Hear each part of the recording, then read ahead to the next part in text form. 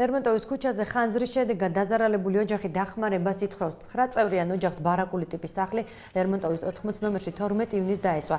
ოჯახის უფროსი წევრი ეთერ გათენაძე ამბობს, რომ სახლს ცეცხლი გვიან ღამით გაუჩნდა, როცა ეძინათ. ხანძარი ქუჩაში გამლელმა შეამჩნია. 4 მცირეწლოვან ბავშვთან ერთად ოჯახმა ფანჯრიდან გამოსვლა მოასწრო. დაეწვა სახლის ჭერი და საყოფაცხოვრებო ნივთები.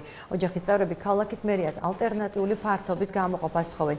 გათენაძეებთან დღეს არასამთავრობო ორგანიზაცია ჩვენი უფლებებისთვის თავმჯდომარე იმყოფებოდა. თამაზ ბაკუროძის განცხადებით ოჯახს დახმარებას ასწრაფოდ ესაჭიროება, რადგან სახლი საცხოვრებლად უვარგისია. ოჯახის 9 წევრიდან ოჯახში 4 მცირეწლოვანია.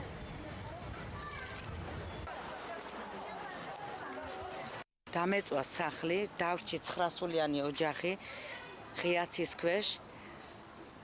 ამ მთავრობას ვთხოვ, რომ მომცეს თავშესაფარი.